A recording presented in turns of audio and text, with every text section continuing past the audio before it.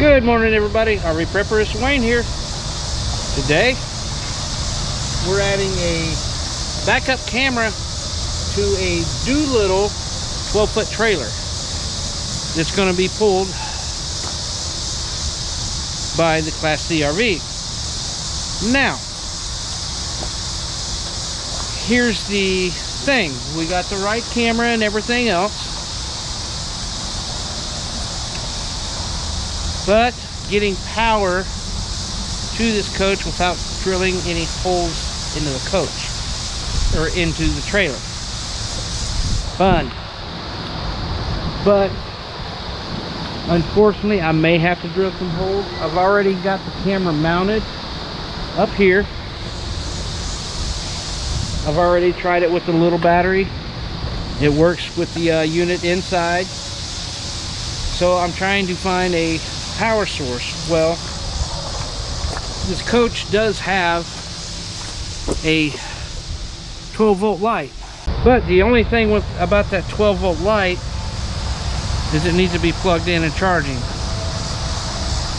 So there's a wire there I can tap into, but I'm trying to do it without actually trying to drill any holes in here, which is fun. The only reason the camera's going to be on there is just when she's backing up with the trailer. The camper itself already has a backup camera, but this camera doesn't work with that system. So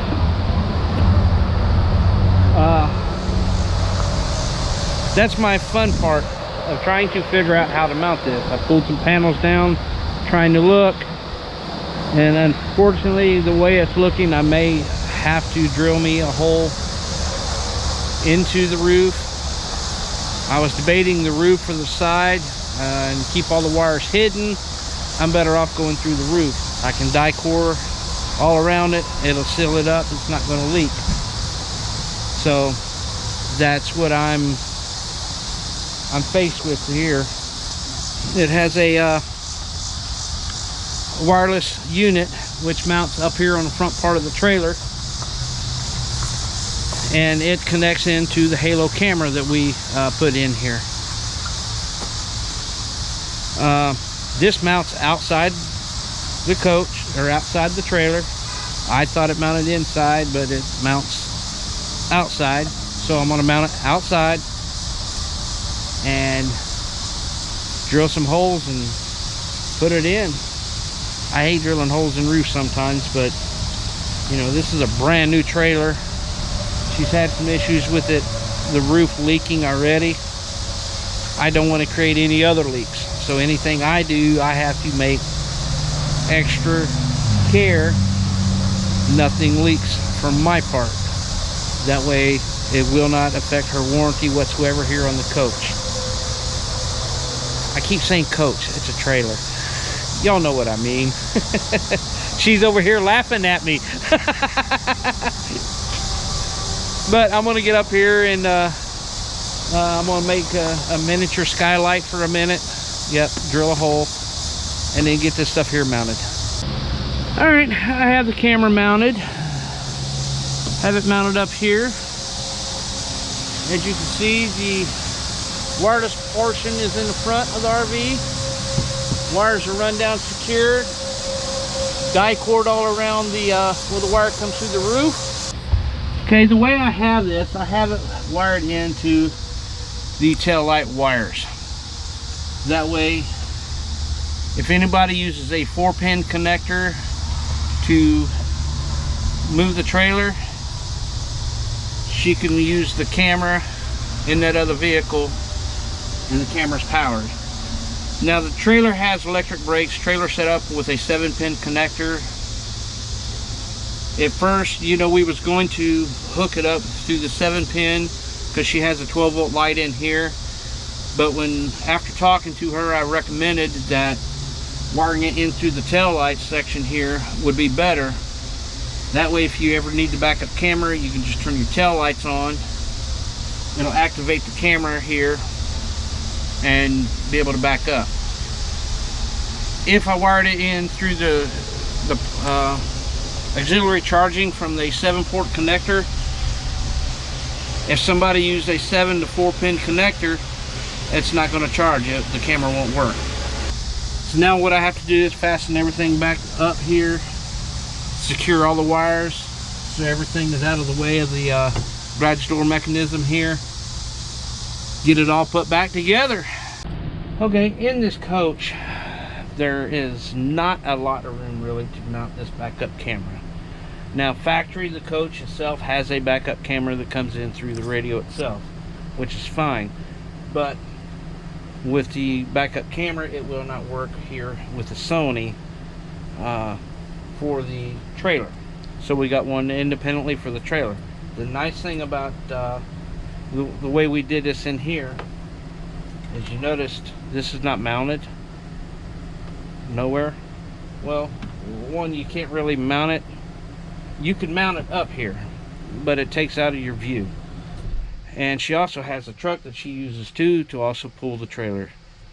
So she could easily take this, unplug it, put it in the truck. She has a backup camera on the trailer, on the truck as well. Or she lets somebody use it. They have this, they back up. That way they don't damage her trailer. So we got it set up.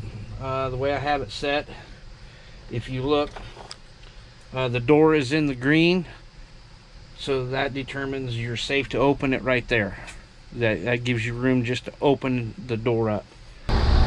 Okay, now what we're going to do, we're going to take 2 propane tanks. We're going to mount them on the front of the trailer here.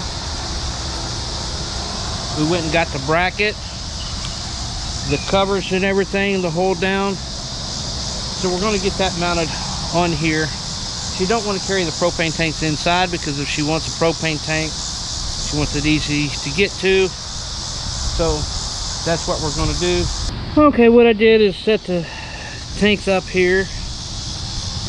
Got the cover put together. I did have to put a notch here in the cover to go around the wires that's right there. But I got it centered now. Now I'll be able to tell where I can put the screws that I need into it, so it doesn't interfere with the tanks or the bracket itself. Well, I have the bracket mounted. I got 5 good self-tapping screws that goes down into the trailer. This is not going anywhere. They do not interfere with the tank in any way. It sits all flat. So now we can fasten the tanks down, and she has our propane tanks where she can get to them. And there you go. It's on. The bottom portion here is what helps hold the cover on. I got a notch for the wires. That one's done. Okay, what we have is a O&N 4000, just like what's in 90% of the newer stuff now. And this is where they chewed the wires.